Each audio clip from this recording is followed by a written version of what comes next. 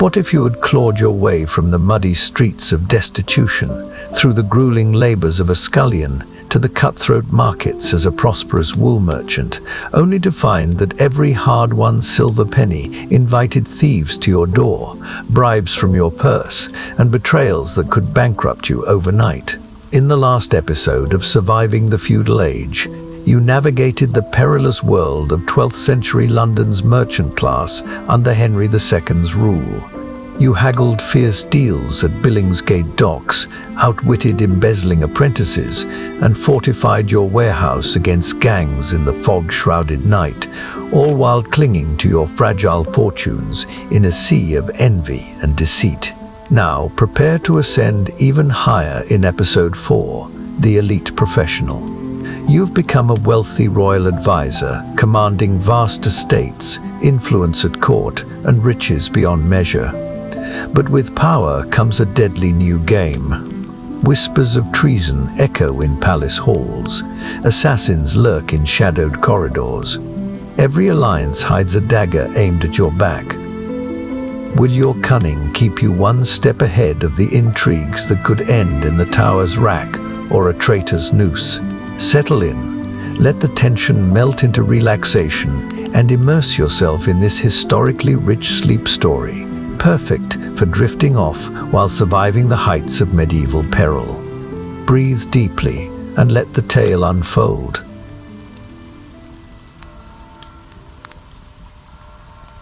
You awaken at dawn in your luxurious bedchamber within Westminster Palace. The tolling matins bells from the nearby abbey pierce the heavy velvet curtains like a warning cry, jolting you from fitful sleep.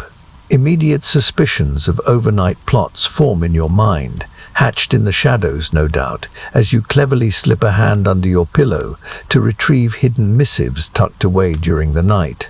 You scan their wax-sealed parchments for any signs of tampering or coded threats from envious rivals who would gladly slit your throat to claim your influential position and filthy riches. The air is thick with the opulent scent of myrrh incense lingering from evening rituals. It mingles with the faint chill of stone walls that seem to whisper secrets, reminding you of the Thames's foggy veil outside. Assassins could lurk in that mist, hired by courtiers jealous of your estate spanning from London to Normandy. Your vast holdings in gold marks and silver pounds make you enemy number one in Henry II's treacherous court. Your heart pounds as you sit up on the silk-sheeted bed. The feather mattress yields softly beneath you, a luxury bought with cunning counsel to the king. Yet every creak of the oaken floorboards evokes paranoia. Could intruders have breached your barred doors? Perhaps they poisoned the air with subtle vapors or planted false evidence of treason.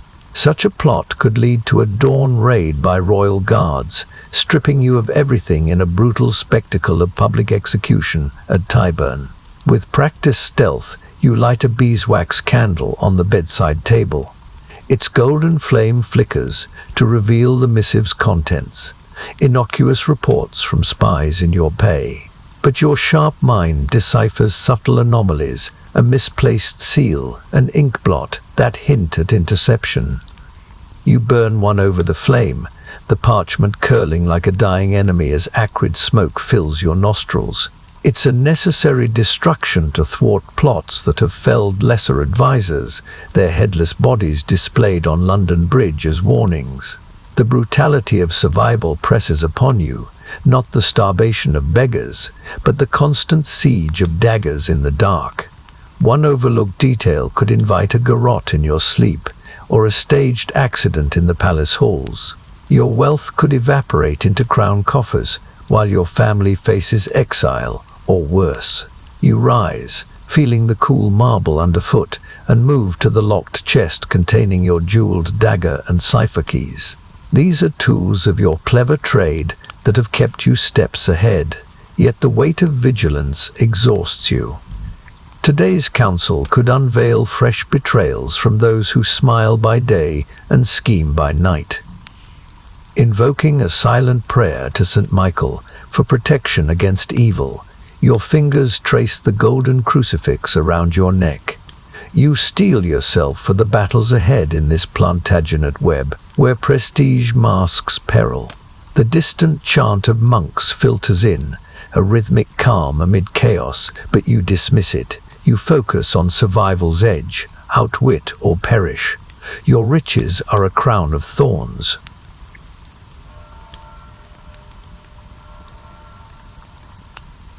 You dress in your opulent embroidered robes and jeweled belt, the silk fabric whispering against your skin like a treacherous ally. As you descend the spiral staircase to your private study, the torchlit walls cast elongated shadows that heighten your paranoia of hidden watchers. There, you scrutinize encrypted ledgers of your vast estate's revenues in gold marks and silver pounds. You anticipate embezzlement by treacherous stewards who could drain your fortunes dry if not outmaneuvered. Your unparalleled intellect, honed through years of courtly survival, is your only shield. The study's air is dense with the musty aroma of aged vellum and the sharp tang of inkpots. It is a sanctuary of secrets amid Westminster's grandeur. Yet every rustle of pages evokes fears of forged entries planted by spies, entries that could falsely show deficits, leading to royal audits and confiscations. Your lands, from cheapside tenements to rural manors, could be seized in a brutal purge that leaves elites beggared overnight under Henry II's unforgiving gaze. Seated at the massive oak desk, carved with heraldic lions, you unlock the iron-bound ledger with a key hidden in your belt. Its pages reveal columns of figures, rents from Ludgate properties at £50 annually, tolls from Thames bridges yielding hundreds more. Yet your keen eye spots anomalies. A subtle overstatement in grain yields from your Essex farms. It hints at a steward's skimming, a betrayal that could cascade into massive losses if unchecked, forcing sales of jewels to cover shortfalls while enemies circle like vultures. The brutality intensifies in your mind. You imagine that steward, once trusted, now dangling from a gibbet for theft, or worse, turning informant to frame you for tax evasion. The king's wrath could summon a trial where evidence twists like serpents, your head ending up on a pike at the Tower. With calculated precision, you annotate corrections in code. You dispatch a sealed order via hidden compartment to a loyal agent for investigation. Your cleverness ensures the noose tightens around the culprit before he strikes, preserving the flow of gold that funds your armed retainers and court bribes. The distant clatter of palace servants stirring echoes in your ears, a reminder of the web of eyes upon you. One loose tongue could unravel everything. Your wealth is a magnet for exploitation in this feudal arena. Muttering an invocation to St. Matthew for fiscal wisdom, you close the ledger with a thud. The weight of survival shifts from mere accumulation to ceaseless defense, where every pound saved is a battle won against the abyss of ruin.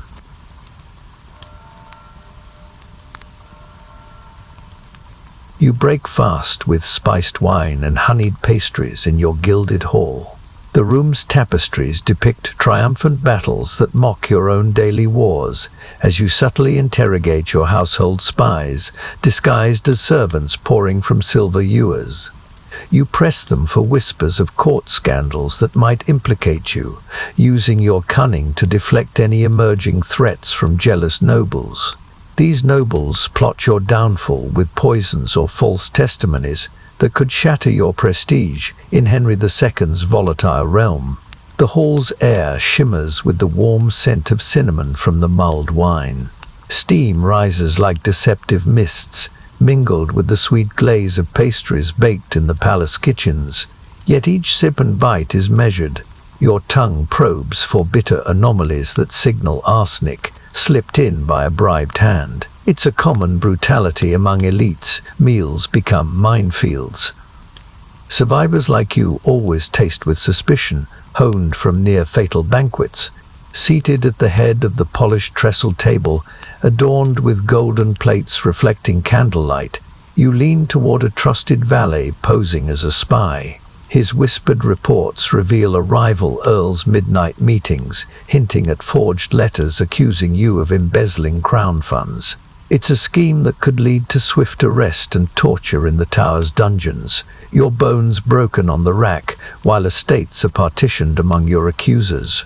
Your mind races. You piece together fragments, a lady-in-waiting's gossip of poisoned rings, a guard's overheard boast of bribes. These clues become countermeasures. You dispatch anonymous notes to sow discord among plotters, turning their alliance against itself before it strikes. The brutality looms vivid. Imagined screams in cold cells, your family stripped of titles, wandering as exiles while foes feast on your venison. But your intellect prevails. You identify a weak link in their chain, a disloyal scribe, ripe for blackmail, who might retract lies. The servants move with feigned deference, their eyes averting yours. Still, paranoia whispers of hidden daggers under tunics, ready for a signal from masters envious of your filthy riches. Your estates yield thousands annually, in a time when most scrape pennies. Invoking St. Jude for aid against desperation's causes in a silent plea, you finish the meal untouched by toxin. Rising with resolve, you know the hall's grandeur is a facade. Beneath it lies the survival gauntlet, where cleverness alone keeps you ahead, deflecting the noose that tightens with every envious glance.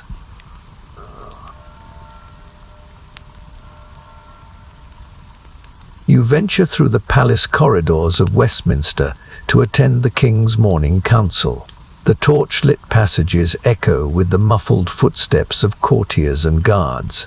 You keep one hand subtly on the concealed dagger strapped beneath your opulent robes, ever vigilant. Shadowy figures lurk in alcoves, assassins in disguise perhaps. You know that a single poisoned chalice proffered by a bribed servant during the session could convulse your body in agony.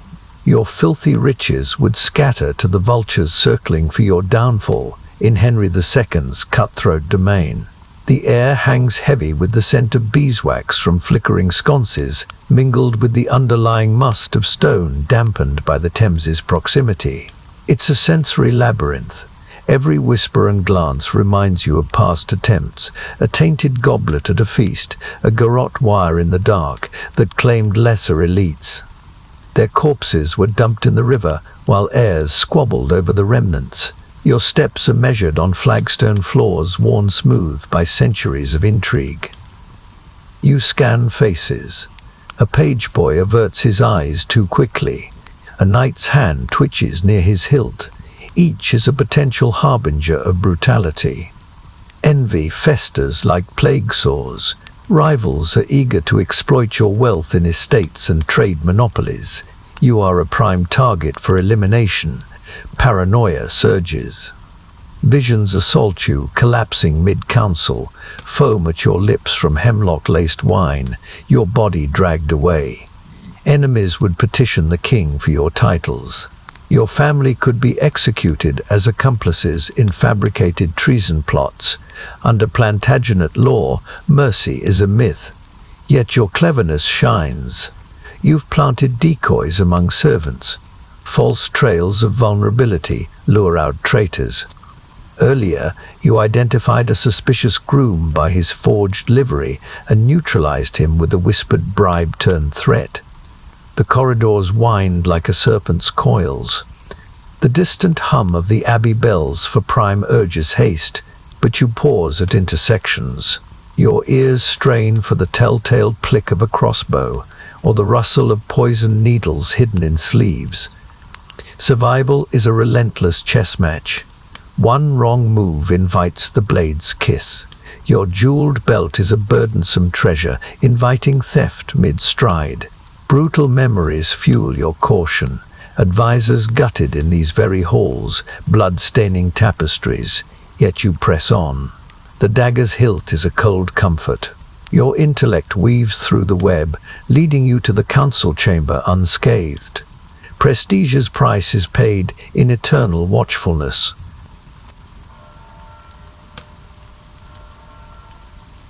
You advise Henry II on diplomatic maneuvers against French rivals in the Grand Chamber of Westminster Palace. The room's vaulted ceilings echo with the king's booming voice and the scratch of scribes' quills. You cleverly insert protective clauses into treaty drafts to safeguard your own lucrative trade interests in wool and dyes across the Channel.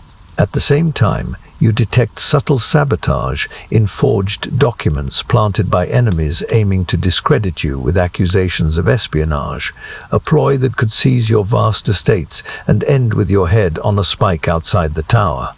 Such are the brutal power plays of 12th century England.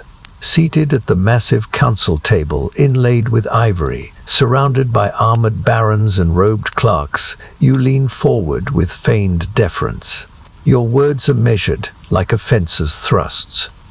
You propose alliances with Flemish counts that funnel profits to your coffers while appearing solely for crown benefit. Yet your sharp gaze scans the parchments for anomalies, mismatched inks, altered seals that betray insertion by rivals like the Earl of Leicester, envious of your filthy riches yielding thousands in annual tolls. The air thickens with the scent of sealing wax and the faint sweat of tension. It's a sensory cauldron where every quill dip could conceal a death sentence. Paranoia whispers of documents laced with contact poisons that blister skin or induce madness, tactics that have toppled advisors before. Their convulsions are dismissed as divine judgment, while foes claim their lands. Visions of brutality assail you, dragged from this chamber in chains, estates razed by royal decree, family imprisoned in cold dungeons where starvation claims the innocent. Yet your intellect counters. You cross-reference clauses against memorized precedents, exposing forgeries with surgical precision. A subtle query redirects suspicion back toward the true conspirator. The king's eyes narrow. His Plantagenet temper simmers as you navigate the minefield, inserting safeguards like hidden reversion rights to your holdings if war erupts. Survival demands such cunning amid the feudal storm, where one misspoken word invites exile or worse. Your wealth is a beacon for destruction. Church bells toll faintly outside for terce, marking time's inexorable march. Still, you persist. You deflect a barbed comment from a foe with irrefutable logic, preserving your position while plotting their downfall in silence. The session drags. Parchments are exchanged like loaded dice. Your clever amendments secure the day, yet the weight of endless vigilance presses, knowing tomorrow's drafts could hold the fatal flaw.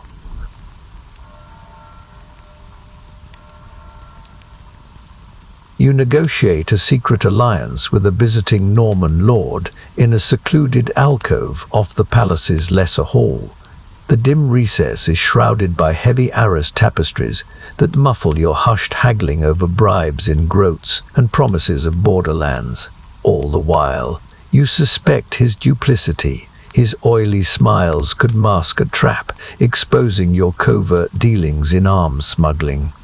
That exposure would invite royal execution by drawing and quartering, a gruesome fate reserved for traitors under Henry II's merciless justice. The alcove's air clings with the stale scent of dust-laden fabrics. Distant lutes echo faintly from the main hall, a deceptive veil over the high-stakes barter. You offer chests of silver groats, 500 at least, from hidden vaults in exchange for his support in court intrigues. Yet your keen senses detect inconsistencies. His evasive gaze, the subtle tremor in his hand accepting the sample coin, hints of a setup where guards may burst in, accuse you of bribery, and drag you to the scaffold. There, crowds would jeer as your limbs are torn asunder, your estates forfeited, while your family faces attainer's ruin. Paranoia coils like a serpent. Visions of brutality grow vivid, ropes binding you, horses pulling in quarters, blood soaking Tower Green, while enemies divide your riches. But your cleverness intervenes. You weave questions that probe his loyalties. A forged ring insignia mismatched to Norman heraldry betrays him.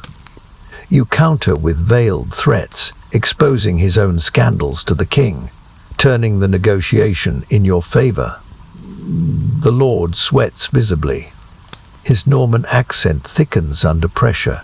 You haggle down the land concessions to mere hunting rights, preserving your core holdings. You bind him with oath sworn on a reliquary shard of Saint-Denis, a divine anchor to the pact. Yet doubt lingers. You suspect betrayal at the first opportunity. Assassins in your chambers, or false witnesses at court. The alcove shadows deepen as the non-wes bells toll outside, urging conclusion amid whispered terms. Survival is a razor dance where alliances fracture like brittle wax, your wealth amplifying the targets on your back. The deal is sealed in a clasped handshake, his palm clammy with fear. You slip away first, dagger ready, mind already plotting contingencies against his inevitable treachery.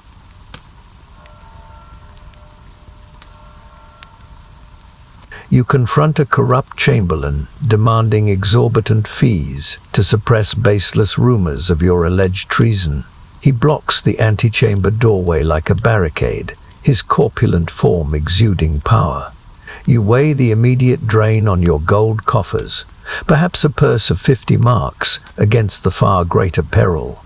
If the accusations erupted to public frenzy, torch-wielding mobs could storm your properties and lynch you as a traitor. Brutal spectacles define survival among Henry II's elite in 12th century London. The antechamber's air clings with the stale odor of unwashed velvet from his embroidered livery. Faint smoke from wall sconces blurs the dim space. Shadows play tricks, amplifying your paranoia. His beady eyes gleam with greed. His voice is an oily murmur detailing fabricated tales of your secret dealings with French spies. These stories, planted by rivals, aim to incite the king's wrath and seize your estates from Westminster to Kentish manors, yielding thousands in rents. Your hand rests near your jeweled dagger, concealed in your robe's folds. You calculate the brutality ahead, pay the fee, and deplete funds needed for other bribes, or refuse and face the cascade. Anonymous pamphlets could flood Cheapside. Crowds may gather at your gates with pitchforks and flames. Your family could be dragged out and stoned while sheriffs look on, complicit in the downfall. Bodies could dangle from Ludgate as warnings. Visions assail you, advisors like you reduced to headless trunks on Tower Hill. Riches carved up in a feudal feeding frenzy where justice bends to power. But your cleverness cuts through. You haggle subtly, offering half the sum. You lace it with a veiled threat of exposing his own embezzlements from the royal wardrobe. Each word is chosen like an arrow, piercing his confidence. His jowls quiver. He relents, pocketing the gold with a grunt. But doubt remains. He may already be plotting a double cross for a higher bidder. The chamber's chill seeps through the stone, mirroring the cold dread in your veins. Survival is a ceaseless extortion.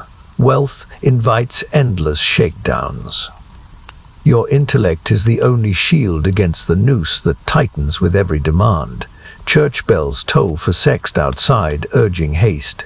But you linger a moment, ensuring no eavesdroppers lurk behind tapestries. Only then do you proceed, the fee, a bitter toll on your path.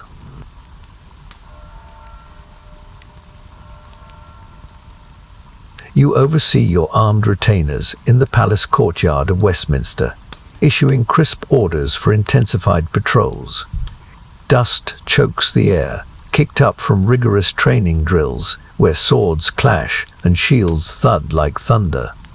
You fear the seeds of mutiny sown by low pay or infiltration by assassins disguised as fresh recruits who could slip a blade into your back during a feigned spar.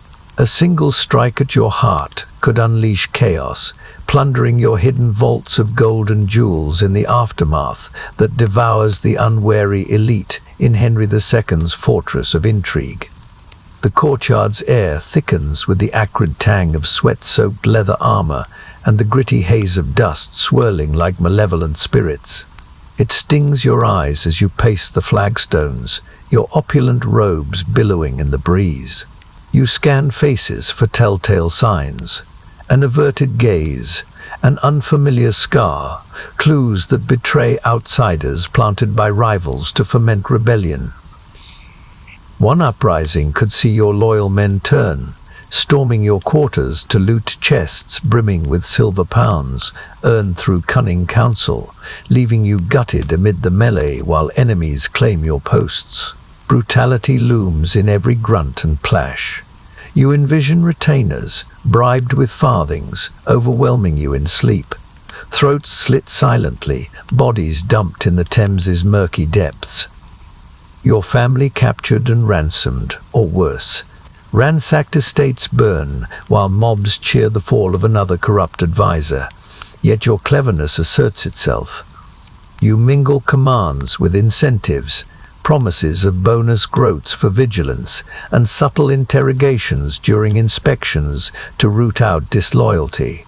You identify a suspect recruit by his mismatched accent and swiftly isolate him for questioning. The confession comes without torture, preserving morale while eliminating the threat before it festers. The sun beats down. Heat amplifies the dust's assault on your throat, a sensory gauntlet that mirrors the relentless pressures of command. Wealth demands an iron fist cloaked in velvet. Your retainer's loyalty is fragile armor against daggers drawn by those envious of your filthy riches. Church bells echo faintly for nones, marking the afternoon's turn. Still, you persist, drilling formations that double as defenses. Survival hinges on this cadre's fidelity in a world where betrayal strikes swift as an arrow. As drills conclude with barked dismissals, you retreat to the shade, mind already plotting reinforcements against the mutiny that simmers beneath.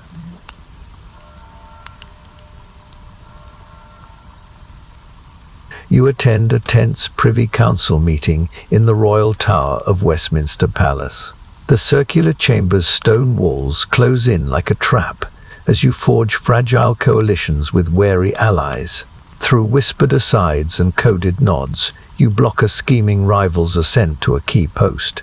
All the while, you maneuver through veiled threats of exposure. Your questionable land acquisitions could risk your exclusion from the inner circle. Worse, they could lead to the forfeiture of your influential offices, plunging you into disgrace and possible execution amid the ruthless power struggles of 12th century England under Henry II. The air in the tower hangs heavy with the scent of burning tallow from lanterns and the tension of unwashed ambition. It's a confined space where every cough or rustle amplifies paranoia. Your seat at the oaken round table gives you sightlines to observe faces etched with calculation, the bishop's pious smirk hiding malice, the baron's clenched fists signaling barely contained rage. You subtly rally support against the rival, a sly earl whose eyes dart like daggers. He hints at dossiers of fabricated evidence on your Norman dealings that could brand you a spy. That label would invite banishment, or worse, the block, where heads roll for lesser offenses. Brutality whispers in every exchange. You envision expulsion leading to ambushes on the road home, your caravan waylaid by bandits who are hired killers, estates seized by royal writ. Your family imprisoned in cold keeps where starvation or poison claims them quietly. Your wealth redistributed in a feudal feast for foes. Yet your cleverness shines. You deploy pre-planted rumors of the Earl's own indiscretions, whispers of embezzled crusade funds circulated via trusted allies. You watch his composure crack as votes swing your way. You deflect his threats with irrefutable alibis, backed by forged witnesses in your pay. The tide turns without overt confrontation. The tower's narrow windows admit slivers of light, casting bars of shadow like prison grates. It's a sensory reminder of the stakes, where exclusion means oblivion. Your posts are the linchpin of survival amid Plantagenet tempests. Church bells toll distantly, but time stretches in the verbal fencing. Alliances are forged in unspoken blood oaths. Your position is secured, for now, amid lingering enmity. As the meeting adjourns with reluctant bows, you exit first, vigilance unbroken against the backlash sure to follow.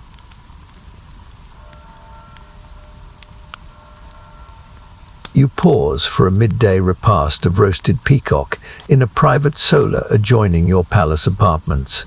The sun-dappled room's leaded windows offer a deceptive serenity as you eavesdrop on your servants' hushed gossip.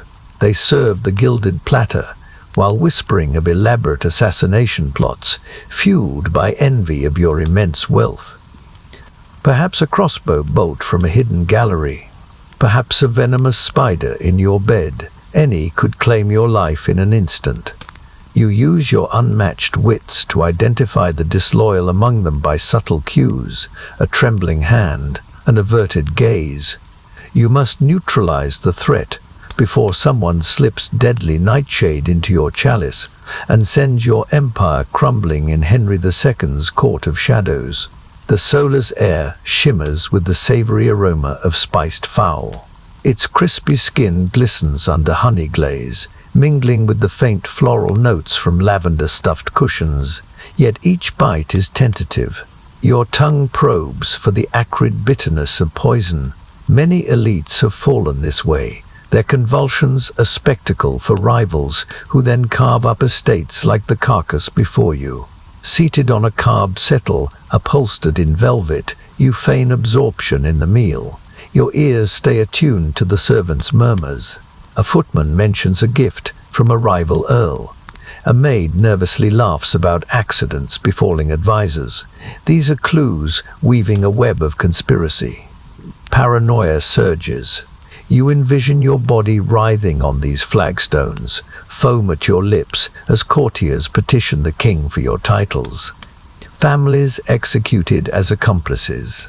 Bloodlines ended on the scaffold at Smithfield.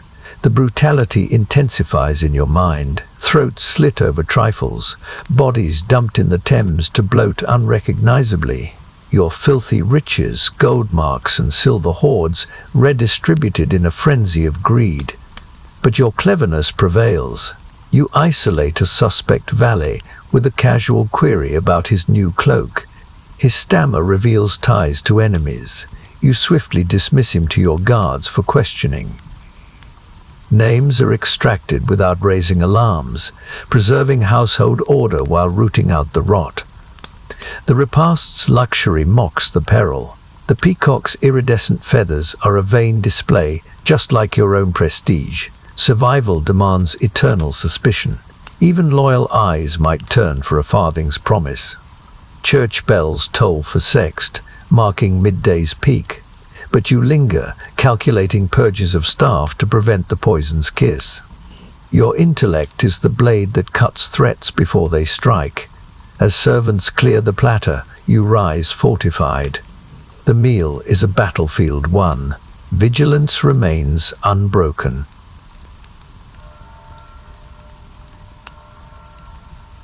You secure a high-stakes loan from a ruthless Lombard banker in a fortified counting house near Lombard Street. The iron-barred windows and armed doormen form a grim fortress against thieves as you pledge prime estates as collateral, your Kentish manors yielding hundreds in annual rents. You craft ingenious escape clauses in the Latin contract to evade ruinous defaults.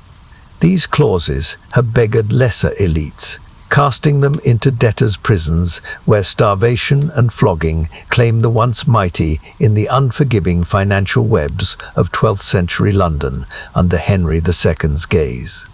The counting house's air thickens with the metallic scent of stacked ingots and the musty odor of piled parchments. It is a dimly lit den where the banker's hawkish eyes appraise you like prey, his quill-scratching terms that demand repayment at usurious rates, 20% on 1,000 marks.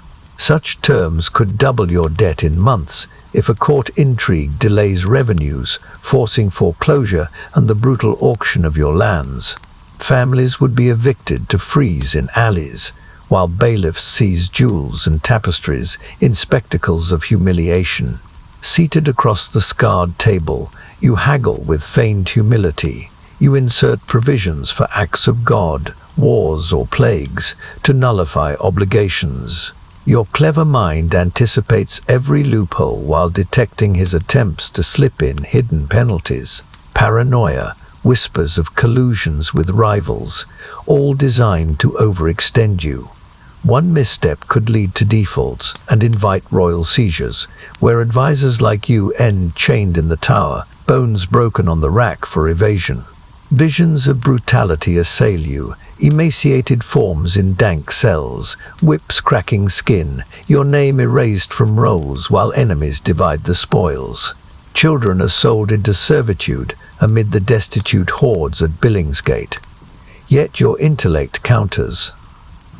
You cross-reference clauses against canon law precedents memorized from abbey libraries. These compel concessions that cap interest and allow asset swaps, turning the loan into a tool for expansion rather than a noose. The banker's begrudging nod seals the pact. Wax drips hot onto the vellum like blood from a wound, but doubt lingers. He may hold forged duplicates ready for blackmail. Survival is a fiscal tightrope where wealth amplifies traps. Your clever escapes are the only grace. Church bells echo faintly for nuns urging departure. But you review the document once more, ensuring no fatal flaws. The weight of borrowed gold hangs around your neck like a chain.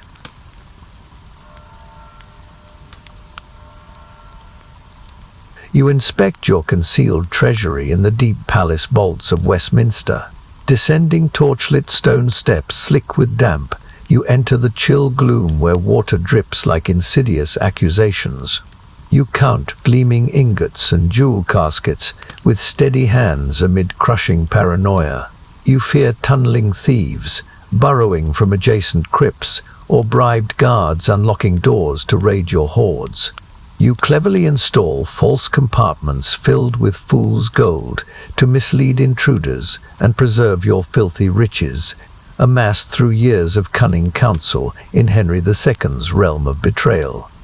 The vault's air hangs cold and earthen. It is laced with the metallic tang of stacked silver pounds and the faint rot of ancient masonry near the Thames's seep. Shadows dance menacingly from your lantern's flame. Every echo amplifies fears, pickaxes chipping through walls, gangs emerging like demons to bludgeon guards and cart away chests brimming with thousands in marks. You imagine facing dawn's ruin with empty coffers. Creditors descend like wolves. Your estates are sold off in frantic auctions while you flee as a pauper, hunted for debts. Brutality surges in your mind. Guards' throats slit silently. Blood pools on flagstones. Your body is discovered bound and tortured for vault keys. Family is ransomed or slain in reprisal. The fall of the elite becomes a spectacle, prestige crumbling to beggary amid Cheapside's mocks. Yet your cleverness intervenes. You rearrange decoys, lead-lined boxes, mimic weight but hold stones, while true caches are marked with coded runes only you can decipher. You outwit potential breaches with deceptions honed from tales of plundered treasuries that beggared peers overnight. Your fingers trace the cold ingots, each a testament to survived intrigues. But paranoia whispers still, a vault-keeper's greedy glance, a mason's loose tongue. Catastrophe always looms. Survival demands labyrinthine deceptions. Your intellect is the lock against the pick. The lantern gutters. Smoke stings your eyes, a sensory assault mirroring the vault's perils. Church bells toll distantly above, for Vespers' approach in medieval rhythm. Still, you persist, securing chains and traps that spring blades on tamperers, ensuring your hoards endure another night. You ascend the stairs. The treasury is sealed behind triple locks. Your resolve hardens against the raiders sure to test your wits anew.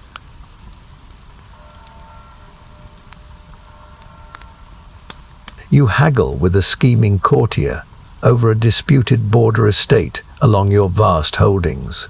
The private audience chamber of Westminster Palace is lit by afternoon light slanting through narrow arrow slits. You detect faint irregularities in his proffered deeds, mismatched wax seals, faded ink, that scream forgery. These deeds are crafted to erode your lands and revenues unless countered swiftly.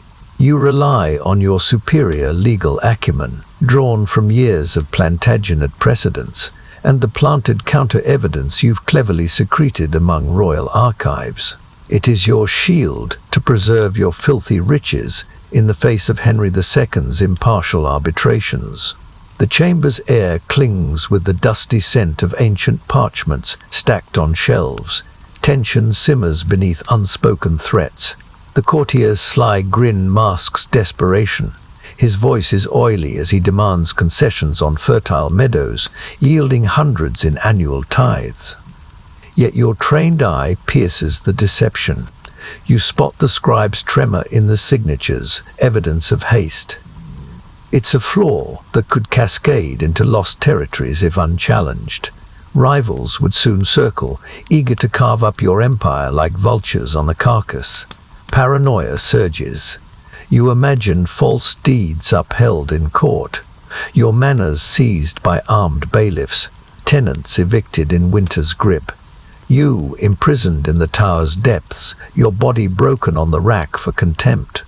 Your family begs at abbey doors among London's destitute hordes. But your cleverness unleashes. You produce your own documents, discovered through bribed clerks. They cite ancient charters from William the Conqueror's era, invalidating his claim. You turn the negotiation with pointed questions that expose his fraud. His composure cracks. Sweat beads on his brow. He yields the estate with minimal bribes, a chest of groats.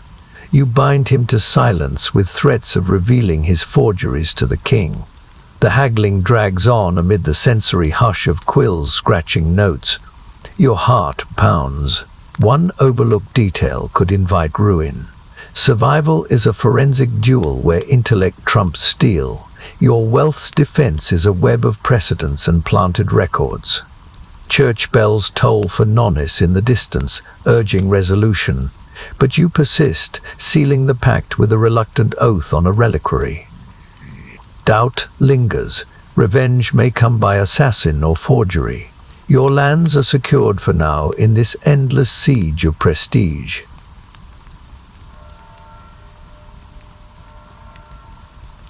You defuse a volatile accusation of corruption from a jealous advisor in the king's opulent presence chamber at Westminster.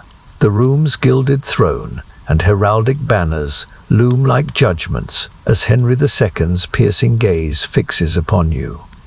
You dodge the implications of embezzlement from crown funds, an allegation that threatens immediate imprisonment in fetid dungeons or exile to barren frontiers.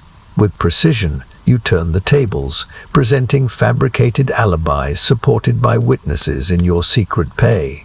Your goal is to discredit the accuser and safeguard your elite status, even as brutal courtly executions loom, where heads roll for lesser offences in 12th century England. The chamber's air thickens with the scent of burning incense from silver censers. A sharp tang of fear sweat clings to the gathered nobles. This is a theatre of power, and the advisor's venomous words spill like poison. Claims of diverted taxes from your estates, thousands in silver siphoned into personal coffers. His aim is to ignite the king's infamous temper, which could lead to your swift arrest. You envision your body dragged to the block, the axeman's blades severing your neck to the crowd's cheers, your blood soaking the scaffold as your family is attainted and scattered.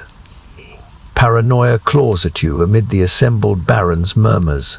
Visions of brutality surge, chains in lightless cells, rats gnawing flesh, banishment to Scottish wilds where starvation claims the proud. Your riches forfeited to your accuser, your legacy erased in a feudal frenzy, yet your cleverness ignites. You counter with calm rebuttals. Letters from loyal forgers attest to audits cleared by phantom officials.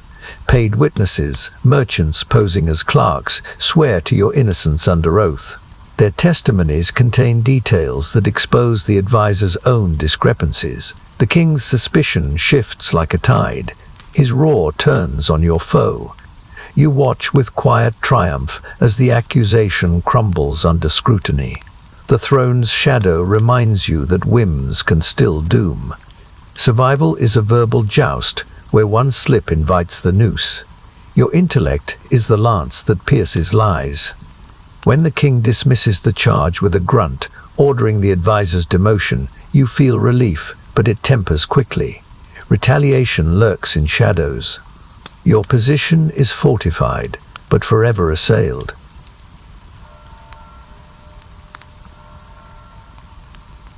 You offer fervent prayers at Westminster Abbey during nones. The abbey's soaring arches echo with monastic chants as you kneel before the shrine of St. Thomas Becket, beseeching the martyr's intercession for protection against courtly poisons. You imagine toxins laced into goblets or perfumes by hidden hands.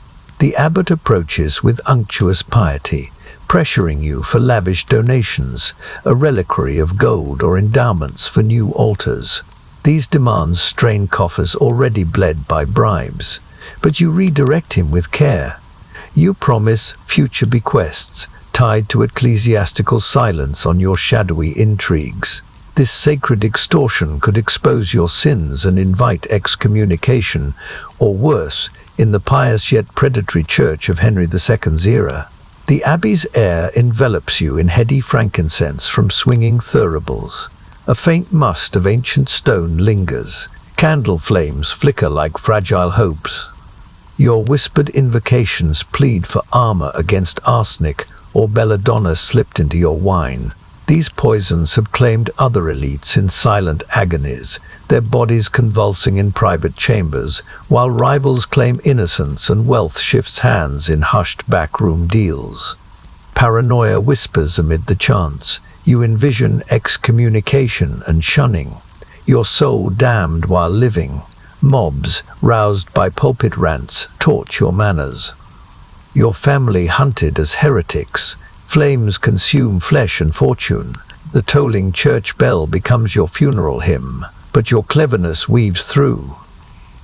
You pledge a modest sum now, enhanced by forged deeds granting abbey lands from disputed borders. The abbot's eyes widen at the gift. He is now complicit in your schemes. His discretion is purchased without depleting reserves needed to hire guards or bribe informants. The service drones on. The abbey's grandeur masks a mercenary faith. Survival demands sacred bargaining where donations are daggers parried. Your intellect becomes the confessor that absolves the cost. As prayers conclude, with the sign of the cross, you rise. The abbot's blessing is a hollow shield. Your vigilance renews against poisons, both literal and liturgical.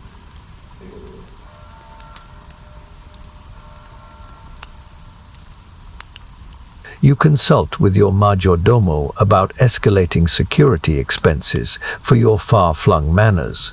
In the dimly lit stewardship room of your palace wing, flickering oil lamps cast long shadows across maps of your holdings. You slash indulgences, lavish feasts, imported wines to redirect funds. Your priority is hiring more armored guards and reinforcing gates with iron bars. But these cuts risk simmering resentment among your servants. Discontent may fester into betrayal, theft of jewel caches, or even a coordinated uprising. A poisoned well or an unlocked gate could deliver you to a rival's dagger in the brutal domestic wars that plague Henry II's elite. The room's air hangs heavy with the scent of melted wax. Faint mildew clings to rolled parchments that detail your Kent and Norman rents, thousands in silver annually. Yet each figure reveals mounting costs. 100 marks for crossbowmen at your Essex manor, double that for watchtowers against bandits. Coffers groan under the strain. Court bribes pile up. You slash ale rations and cancel holiday banquets. The majordomo's hesitant reports reveal murmurs of unrest.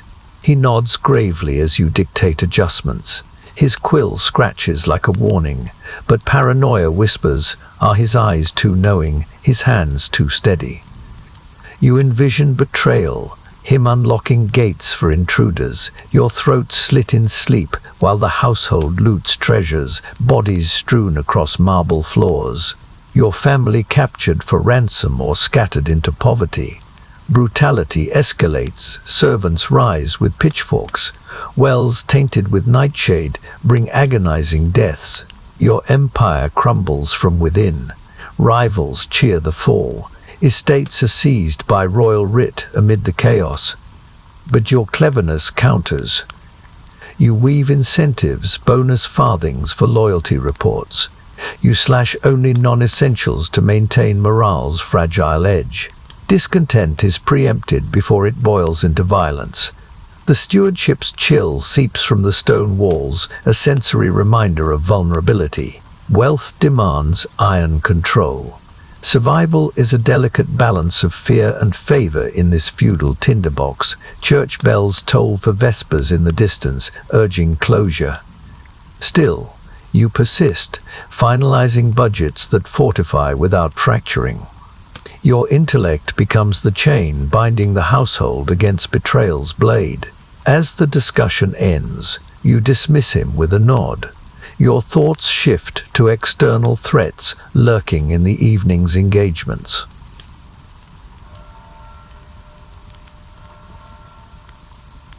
You entertain a dubious foreign envoy from the French court over mulled hippocras in your opulent apartments at Westminster. The chamber's velvet hangings and golden goblets gleam under candlelight as you probe for espionage in his every flattering word and gesture. You know that a false pact sealed here could unravel your covert networks. Exposure would mean swift charges of treason and the king's merciless execution, drawing and quartering before baying crowds. Your filthy riches would be scattered, and your family line ended in the savage diplomatic duels of Henry II's era.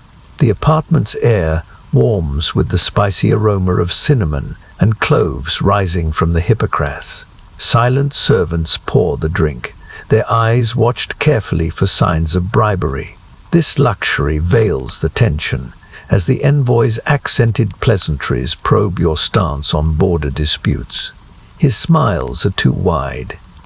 His hands fidget too much with a jeweled ring, one that might conceal a poisoned needle, ready to prick during a toast and send you convulsing to the floor. Your body could be dumped in the Thames while he flees with secrets that ignite wars, blaming you as the instigator. Paranoia coils as you sip cautiously, tasting for the bitter undernote of arsenic. Visions assault your mind, chains dragging you to the scaffold, limbs torn by horses, crowds cheering as your name is erased. Estates confiscated. Your family are tainted and exiled, hunted across Europe, while your stolen wealth fuels the very foes who engineered your fall. Yet your cleverness unfolds. You deflect queries with ambiguous tales of loyal counsel, planting disinformation about false alliances to mislead him if he's a spy. Through subtle leading questions, you extract clues, a slip about Aquitaine unrest mismatched to known facts. You bind him to a tentative agreement, laced with escape clauses. You promise minor concessions in exchange for intelligence that serves your ends without commitment. The hearth crackles softly. Shadows dance like conspirators. Every clink of goblets echoes potential doom. Survival demands verbal fencing where pacts become poisons in disguise. Church bells echo, compline faintly, signaling night's deepening threats. But you prolong the dance, you seal nothing binding. When he departs with false warmth, you bar the door behind him, mind racing with countermeasures against the espionage sure to follow.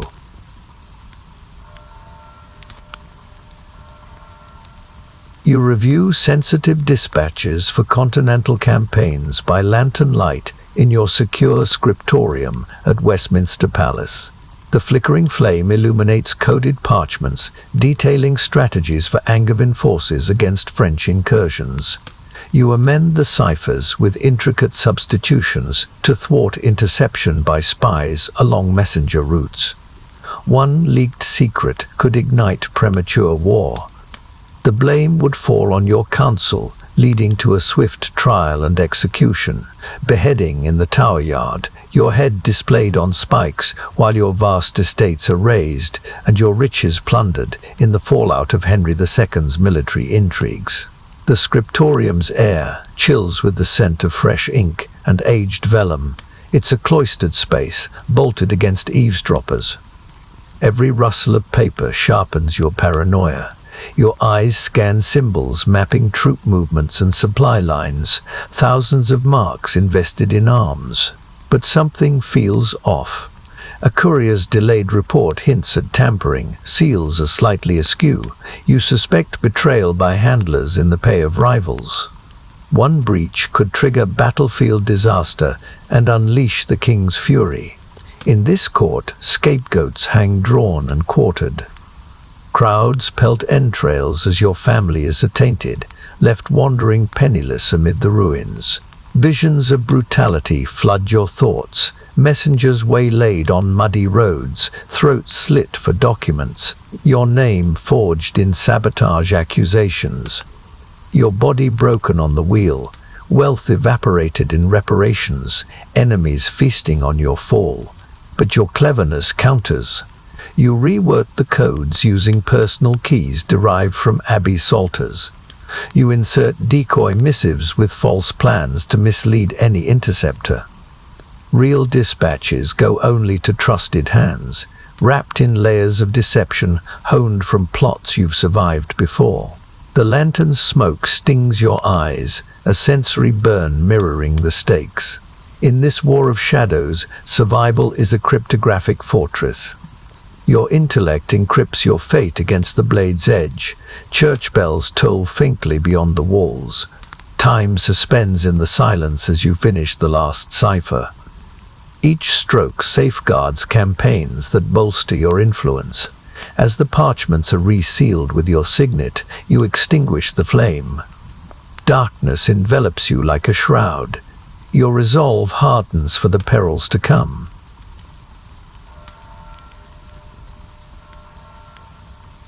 You scout potential threats in the bustling palace gardens of Westminster. The late afternoon sun filters through manicured hedges and blooming roses as you evade possible ambushes from hidden archers, perched in distant follies or behind statuary. At the same time, you gather whispered intelligence on rivals' plots to frame you for heresy. They plan to plant grimoires in your chambers, evidence enough to burn you at the stake. Your disguise helps. A monk's habit over fine robes, a false beard masking your features. Among strolling courtiers, you blend in just enough to stay ahead of inquisitorial traps. The garden's air buzzes with the sweet scent of lavender and the earthy damp of freshly watered paths. It's a deceptive paradise. Birdsong masks the twang of bowstrings and the rustle of concealed crossbows.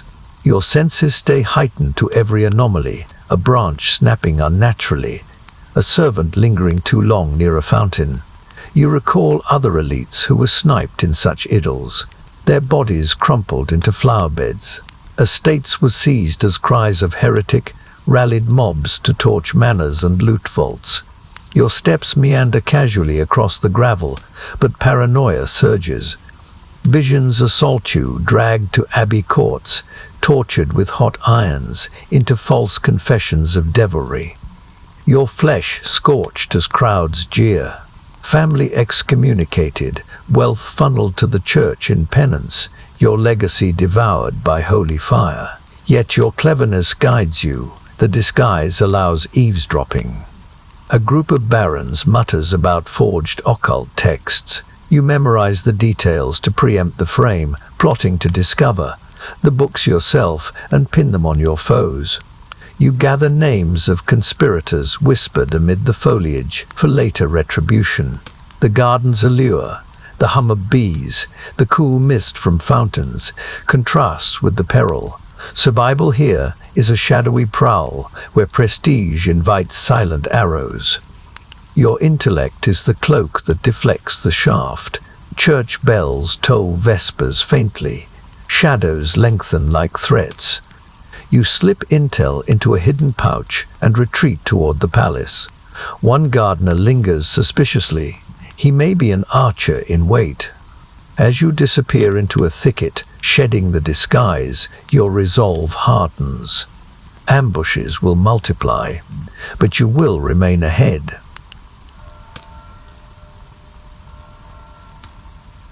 You discipline a suspected spy among your scribes, with a calculated interrogation in the secluded scriptorium of your apartments at Westminster Palace.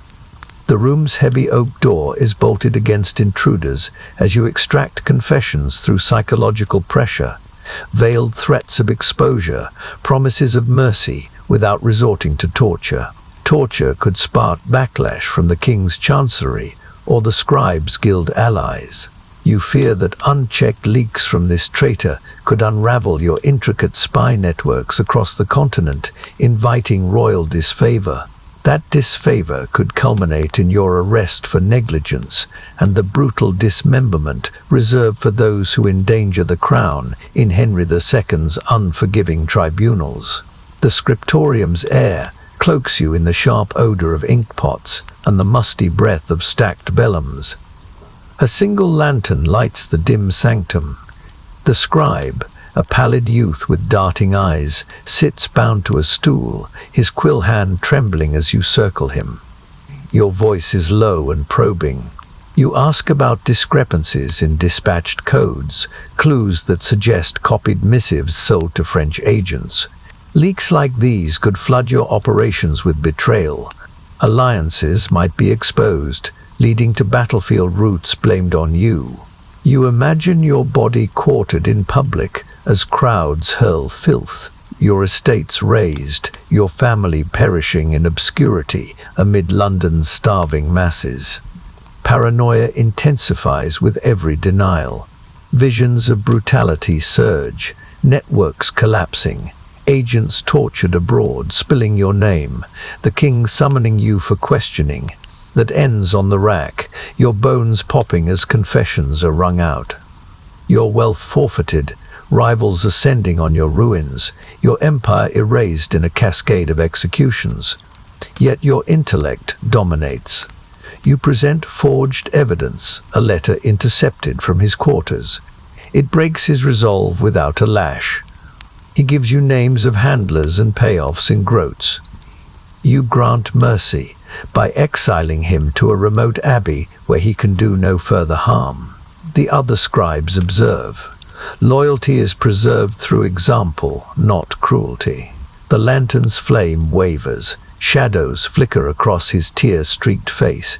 Confessions drip like wax in this sensory theater. Survival demands such measured discipline to staunch the bleed of secrets. Church bells echo compline beyond the walls, signaling night's veil. You conclude with a warning to the others. The spy is led away by guards.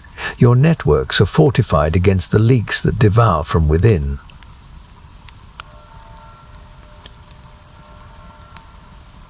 You endure a strained social gathering at a rival's lavish manor near Smithfield. The candlelit great hall thrums with lute strains and the clink of silver goblets as you sift through swirling gossip about Henry II's volatile temper. There are whispers of sudden rages leading to arbitrary taxes on advisors' estates or banishments to frontier garrisons. A single royal whim could impose crippling levies or exile you to die in obscurity.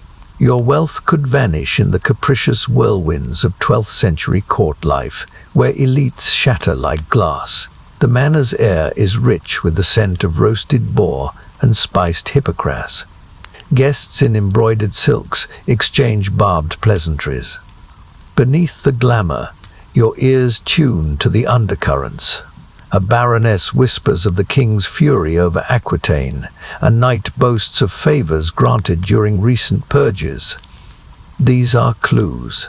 They form a tapestry of peril. Paranoia whispers of forged letters designed to stoke Henry's suspicion against you.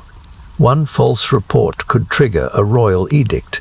Your manors seized, taxes imposed at tenfold, your family scattered to beggars' traitors, while loyalist fires consume your properties. Visions of brutality assault you. You are summoned to court for audience, only to be shackled and banished. Your estates are auctioned in mockery as crowds jeer. Your clever networks dissolve in isolation. Your wealth vanishes like mist over the Thames, but your cleverness navigates the chaos. You deflect probing questions with ambiguous anecdotes. You seed counter-gossip about the host's own indiscretions. Alliances are formed through subtle nods and carefully placed compliments. You commit to nothing. You gather intelligence on the king's moods. With it, you can prepare preemptive gifts to soothe royal storms. The hall's warmth from the roaring hearth contrasts with the cold dread behind every smile. Sensory indulgence masks the stakes. Here, banquets become battlegrounds. Survival is a matter of sifting through venomous words. Church bells toll distantly. The evening drags on in verbal fencing. Your position is a fortress under siege.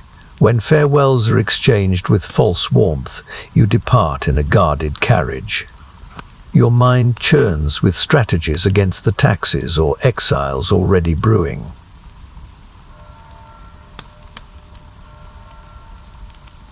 You agonize over investing in a perilous crusade venture proposed by a coalition of barons. In your private study at Westminster Palace, the candlelight flickers across faded maps of the Holy Land. You weigh the promise of spoils, gold caravans, spice routes, and fortunes beyond your current thousands in marks against the mortal dangers. Many elites have been betrayed by opportunistic partners, left imprisoned in Levantine dungeons or dead on foreign sands. Their bones bleach under desert suns, while their families back home face ruinous ransoms or crown seizures.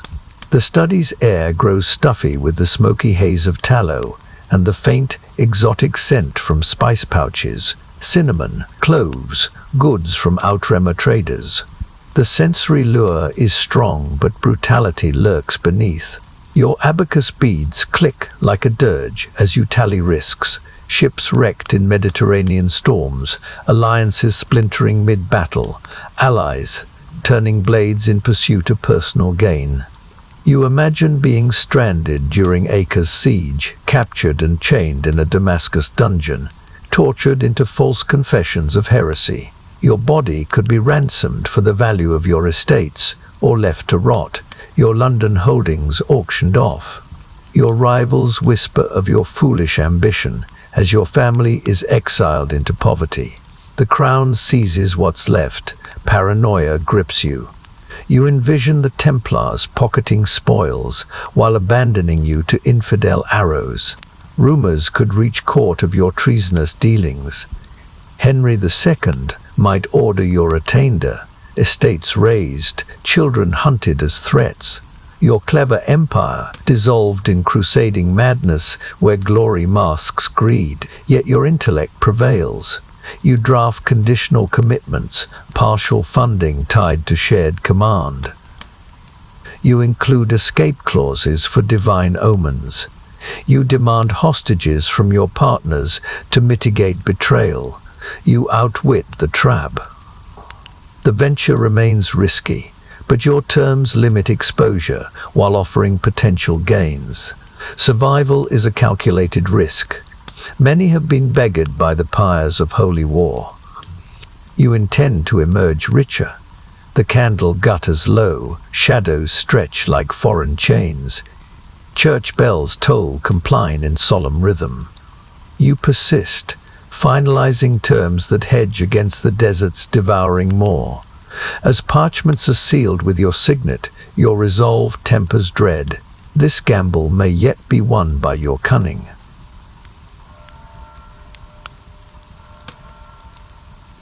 You reinforce your palace quarters for the encroaching nightfall at Westminster. Meticulously bolted doors of oak and iron seal every chamber, with vigilant sentinels posted at each archway and stair. Your heart races like a hunted stag, haunted by the tales your captain recounts. Nocturnal intruders scaling walls with grapples, slitting throats in silken beds. These silent murders leave no trace but blood-soaked sheets, a constant spectre in the lawless nights of 12th century London. Here, elite slumber invites the assassin's kiss, while Henry II's protection remains distant and impersonal. The quarter's air cools as dusk descends, carrying the faint river damp from the Thames. It mingles with the sharp resin of pitch, freshly brushed onto torches. Flames crackle to life and cast erratic shadows across tapestried walls, revealing vulnerabilities, a loose shutter, an unguarded vent where climbers might pry entry with daggers. You imagine gangs hired by envious courtiers, slipping in to garrote you mid-sleep. Your body would be found cold at dawn, explained as natural causes, while rivals petition for your estates. Families poisoned in grief or scattered into the city's indifferent alleys. Your pulse thunders as you test each bolt. The metal is cold and unyielding beneath your fingers. Paranoia evokes brutality. Intruders bursting through, blades flashing to sever windpipes, blood spraying across velvet hangings. Sentinels lie drugged. Your wealth is plundered in sacks dragged to waiting boats. Rivals divide the spoils at dawn, while your headless corpse decorates a pike at the tower, declared a traitor's end. Yet your cleverness fortifies you. You deploy decoy chambers with false sleepers, tripwires linked to bells. Guard rotations are randomized to foil bribes and patterns. Layers of deception, honed from past attempts, now turn breaches into traps. The sensory assault heightens. You hear the clank of armor, feel torch smoke sting your eyes. The chill wind whispers through cracks like the breath of unseen invaders. Survival demands armored vigilance. Night will always hunt what day defends. Your riches are a lure to every throat splitter in London. Church bells toll compline, calling others to rest in solemn rhythm. But you make one final round, ensuring all holds firm. Your heart steadies with the completion of your defenses.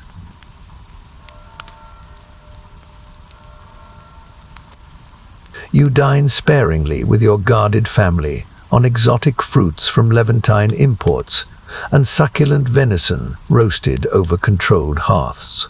The fortified family solar at Westminster Palace is sealed tight, its barred windows shuttered against prying eyes.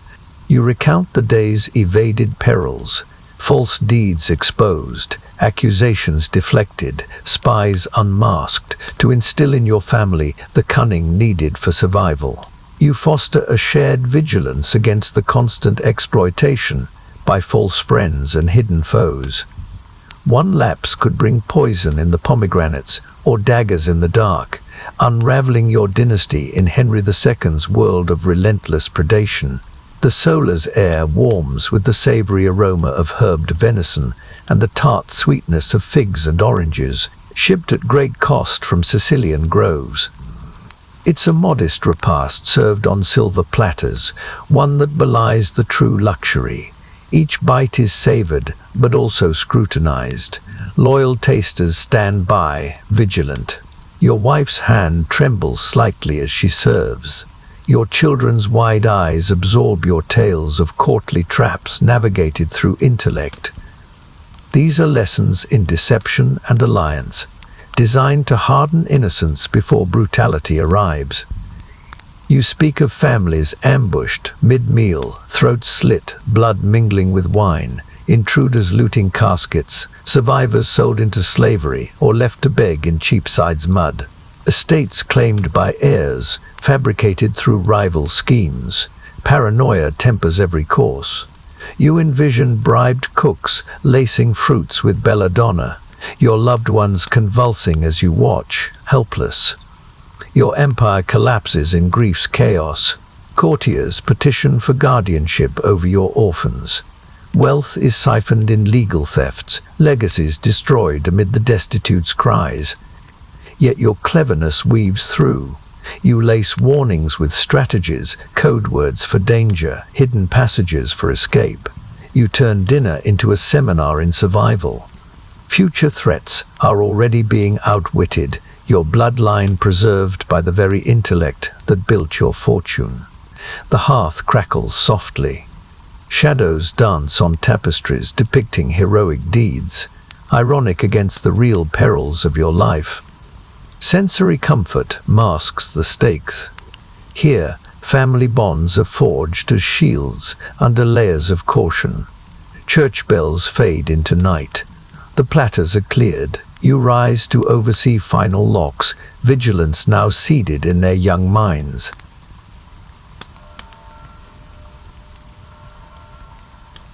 You pore over astrological charts by candlelight in your private study at Westminster Palace. The flickering flame illuminates intricate diagrams etched on vellum, celestial alignments you study for signs of betrayal. A malign conjunction of Mars and Saturn suggests purges brewing among Henry II's court, perhaps orchestrated by envious barons. The stars may be signaling your fall, loss of noble titles, gold hoards scattered in the wake of royal disfavor. You devise countermeasures, preemptive gifts to the king, fabricated scandals targeting foes. You prepare to avert the disasters written in the skies of this superstitious 12th century world, where omens dictate destinies as surely as daggers. The study's air thickens with the acrid smoke of wax and the herbal tang of incense burned to ward off malevolent influences. Shadows creep across zodiac wheels and planetary tables. Your fingers trace the inked path of Venus retrograding, an omen of allies soon to turn traitor. Paranoia swells. You imagine royal edicts arriving without warning, guards storming your manors, chests of marks seized, you dragged to exile in the frozen Welsh marches, unrecognized and starving. Your family are tainted, your name hunted. Loyalist fires consume your holdings, while the destitute scavenge your legacy. Visions of savagery grow vivid. Purges sweep the court, advisors like you beheaded on fabricated charges of sorcery. Their heads line London Bridge. Crows peck at the sockets. Estates are partitioned among rivals who laugh over your ruins, your clever rise erased by the indifference of the stars. Yet your intellect defies their pull. You cross-reference charts with almanacs stolen from abbey libraries. You identify auspicious transits for action. You bribe astrologers to reinterpret omens. You plant forged charts in rivals' chambers to provoke panic and poor decisions. You outwit fate's handwriting. The candle sputters. Wax drips like blood from heavenly wounds. The air warns of danger. Church bells toll compline in the distance. You annotate defenses, anonymous letters accusing enemies of heresy. Talismans commissioned from seers. This is survival as stellar chess, your mind outmaneuvering the heavens. As the charts roll shut in their cases, your resolve crystallizes. The prophecies are tamed for now. Your prestige remains a constellation shielded by wit, not faith.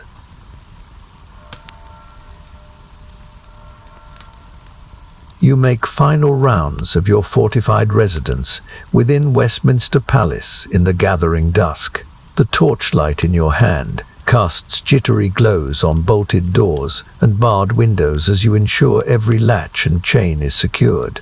You guard against the twin horrors, accidental fires sparked by overlooked embers in hearths, or deliberate invasions by scaling marauders. You're tormented by waking nightmares, blazes roaring through timber beams to devour your opulent life in infernos that reduce estates to ash, or sieges breaching walls with battering rams, slaughtering guards and plundering your gold vaults in the chaotic nights of Henry II's turbulent reign, where security is illusion. The residence's corridors echo with your measured footsteps on rush-strewn floors. The air cools with night's breath, carrying the distant Thames's murmur mingled with the sharp pitch of fresh torches mounted by sentinels. Each inspection reveals potential flaws: a loose hinge on a shutter, an unguarded postern gate. Flames could leap from a toppled candelabrum. Intruders could slip grapples over parapets. Paranoia fuels visions of brutality, fires spreading unchecked, tapestries igniting like tinder, you choking on smoke, your family trapped in blazing chambers, screaming amid collapsing roofs, your riches melting in the heat while rivals claim divine judgment, and your estates lie forfeited in rubble. Or perhaps it's worse, invaders storming halls, blades slashing throats in a melee of blood, guards overwhelmed, marauders carting away jewel caskets. Your body impaled on pikes, labeled rebel. Your family ransomed or slain in feudal vengeance, legacies scattered to the winds amid London's destitute ruins. The savagery haunts like ghosts, palaces gutted in accidental conflagrations, owners beggared overnight, suing for alms, sieges turning homes into battlegrounds, arrows raining as walls crumble, survivors fleeing naked into the night, wealth looted in sacks divided by victors. But your cleverness fortifies. You order braziers doused early. You install sand buckets and water casks at key points. You rotate guard watches, using secret passwords to foil infiltrators, outwitting disaster with layers of precaution that have preserved you through prior scares. The sensory vigil intensifies. The cold iron of locks under your fingers, the acrid torch smoke stinging your eyes, the chill draft whispering through cracks like an invader's breath. Survival demands this ceaseless patrol. Negligence invites the blaze or breach that erases empires. Church bells toll compline, calling to repose. But you complete the circuit, satisfied for the hour, mind shifting to spiritual wards.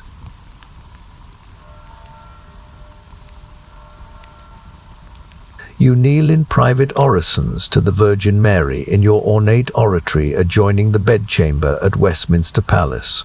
The small chapel's gilded altar glows with beeswax candles as you seek her divine armor. You pray against the sharpened daggers hidden in courtiers' sleeves and the subtle deceptions woven in flattering words by those envious of your clever ascent, from advisor to near untouchable elite. You plead for intercession to shield your soul and fortunes from venomous strikes that could fell you in an instant, scattering your gold to the grasping hands of foes in Henry II's court of serpents. The oratory's air envelops you in soothing incense, myrrh curling from a silver thurible, and the faint wax melt from vigil lights. This sacred refuge holds the painted icon of the Madonna, gazing with serene compassion. Your whispered Ave Marias become a rhythmic plea for protection. You kneel on cold marble that bites through your fine hose, paranoia whispering of brutality, daggers plunging in shadowed halls, blood blooming on embroidered robes as assassins flee. Your body discovered at matins by horrified servants, estates claimed by heirs forged in rivals' plots. Or perhaps the danger is subtler. Deceptions unraveling in council, false testimonies branding you traitor, The racks stretch in tower dungeons where bones snap like dried twigs. Your family are tainted and burned as accomplices. Wealth funneled to the crown in justice that enriches enemies while the destitute look on in indifference. Visions assail of savagery. Courtiers who smile by day strike by night with poisoned quills or slanderous scrolls. Your legacy erased in excommunication's flames. Children wandering penniless as outcasts, but your cleverness intertwines with faith. You vow endowments to Marian shrines if spared, using devotion as leverage with abbots to counter ecclesiastical whispers. You outwit spiritual perils with pious bargains that fortify against earthly blades. The candle's soft glow dances on the crucifix, a sensory balm that contrasts the dread. Survival demands such celestial alliances where intellect alone falters against envy's arsenal. Your ascent is a thorn to the proud. Church bells fade into silence. Orisons conclude with the sign of the cross. You rise renewed, the Virgin's mantle, an ethereal shield against the night's deceptions. Your mind turns to reflections on royal bonds.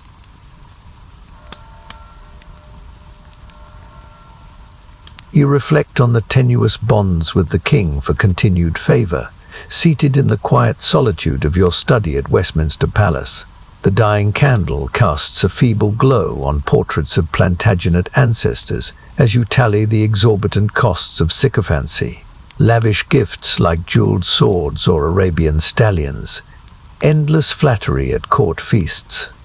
All bind you in a gilded chain, where a single royal whim, sparked by whispered doubts, could unleash false charges of treason. One word, and your vast estates are forfeited in the merciless caprices of Henry II's rule. The study's air lingers with fading incense from earlier prayers, mingling with the musty odor of leather-bound chronicles detailing past purges. It's a somber space, where shadows mock your calculations on parchment, hundreds of marks spent on royal hunts, thousands in silver for queenly favors. Expenses that erode your filthy riches, but remain essential to maintain the king's ear. Paranoia whispers of brutality. A sudden frown at council. Guards bursting doors at midnight. Your body hauled to the tower for interrogation, hot irons searing flesh for confessions never committed. Your family are tainted and executed as co-conspirators. Estates raised in flames, while rivals divide the spoils amid cheers of justice. Your name erased from annals, a cautionary spectre. Visions assail of savagery. Advisors like you, once favored, banished to die in obscurity's cold, or drawn and quartered before baying mobs. Blood-soaking tower green as crows feast. Wealth evaporated in reparations that enrich the crown's coffers, legacies left in ruins among the destitute scavengers. But your cleverness counters. You strategize subtler tributes, discovered. Relics gifted through intermediaries to curry favor without overt beggary. You turn sycophancy into calculated art, where flattery veils strength. You outwit the whim's edge through layers of indirection that preserve both dignity and coffers. The candle sputters, wax pools like wasted gold, a sensory omen of depletion urging balance. The hush of night deepens. Church bells toll compline in distant solemnity, but you persist. You annotate ledgers with contingencies for royal moods. Survival becomes a delicate obeisance where intellect bends the knee without breaking. Your prestige is a fragile crown, guarded against the tyrant's caprice. As reflections deepen, the study's chill seeps in. Your resolve hardens for the morrow's audiences, the bonds a noose loosened by wit.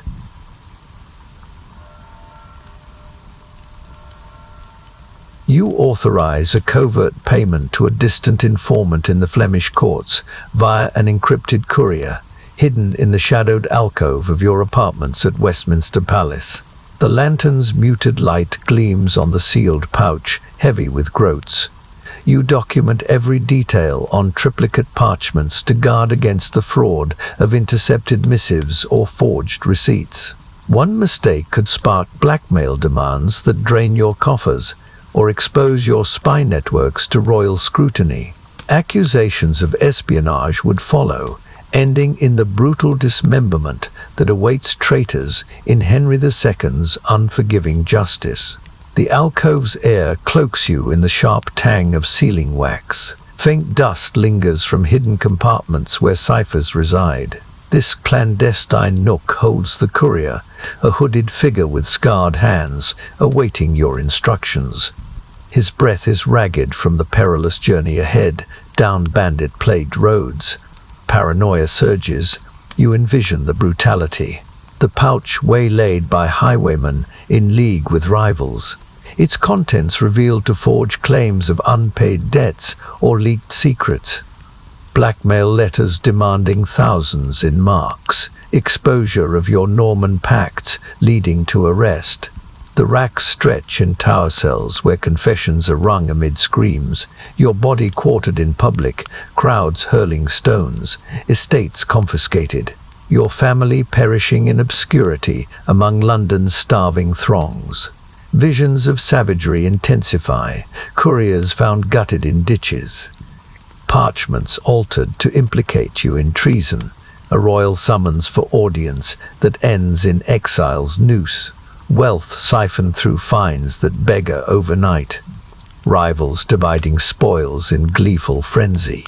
But your cleverness prevails. You encode the authorization using personal ciphers known only to the informant. You insert decoy pouches with false coins to mislead thieves. Witnesses' marks from loyal retainers are documented to counter fraud. You outwit the trap with layers of deception, safeguarding the flow of intelligence vital to survival. The lantern's flame wavers, shadows play across the courier's face. A sensory tension hangs, every seal's press hissing like a warning. Survival demands such veiled transactions.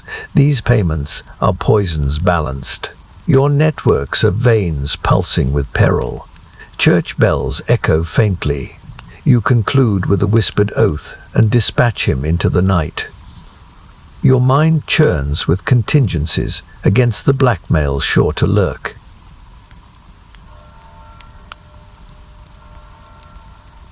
You retire to your canopied bed in the lavish bedchamber at Westminster Palace as the Compline bells ring solemnly from the Abbey. Their toll marks a haunting close to the day's deadly snares. From evaded ambushes and extracted confessions to the celestial omens deciphered and royal bonds reflected upon. These trials have left your body exhausted, like a besieged fortress, and your mind frayed like tattered banners. You drift into an uneasy sleep, haunted by flickering dreams of even greater prestige awaiting in the apex of nobility. Yet those dreams are shadowed by relentless perils that even your unmatched cleverness might not forever evade. One fatal lapse could unravel everything in Henry II's world of unyielding intrigue. The bed's heavy velvet canopy encloses you like a shroud. The feather mattress yields softly under your weight, stuffed with down from your own traded estates. Yet the silk sheets cling with the chill of night's draught, seeping through shuttered windows. It is a sensory retreat pierced by the distant river's murmur and the faint echo of guards' footsteps patrolling corridors, reminders of the vigilance that never fully rests. Your eyes close amid the quiet, thoughts swirling through the day's triumphs, threats outwitted, alliances forged in shadow. But paranoia lingers like incense smoke. Visions intrude of brutality, a royal summons turning to execution, daggers in the dark piercing flesh, your body convulsing from unseen poisons as family watches in horror. Estates burn in purges while rivals feast on your downfall. Wealth scatters to the destitute winds of London, where beggars once envied your rise. Yet dreams weave glimmers of ascent. You are seated at the king's right, in grander halls, titles multiplying like stars, prestige crowning your clever path. But those dreams are tempered by haunts of peril, sieges on manors, betrayals in councils, the noose of whim tightening despite intellect's guard. Survival's thread thins in the elite's apex, where enemies multiply like shadows. You whisper a final invocation to the Virgin Mary for peaceful repose. The golden crucifix on the wall stands as a silent sentinel, allowing fragments of dignity to persist amid exhaustion. Small victories like today's evasions foster quiet resolve for tomorrow's battles. The bells fade into silence. Night's hush envelops the palace. Your breath slows into slumber's uneasy embrace. The episode's trials concluding in rest's fragile sanctuary, hope enduring faintly against the encroaching dark.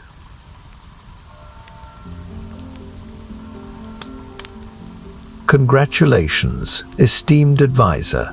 You've survived the treacherous labyrinth of Henry II's court in episode 4 of Surviving the Feudal Age.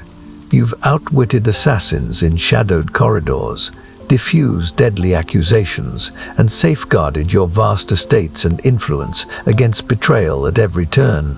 Your cunning has kept you alive amid the elite's brutal games. For now. Thank you for joining this immersive journey through medieval survival. Your presence makes these tales come alive. If you've enjoyed the tension and triumphs, please give this video a like, subscribe to the channel for more episodes, and hit the notification bell so you don't miss a single chapter. But the pinnacle awaits in episode 5, The Noble. You'll ascend to the ultimate heights of wealth and power as a high lord or royal courtier, surrounded by palaces and vassals. Yet with that elevation come even more intense dangers. Lethal conspiracies in the throne room, poisoning fears at every banquet, and vassal rebellions that could topple your dynasty in an instant. Will you endure at the apex, or will the heights prove fatal? Rest well, and we'll see you at the summit.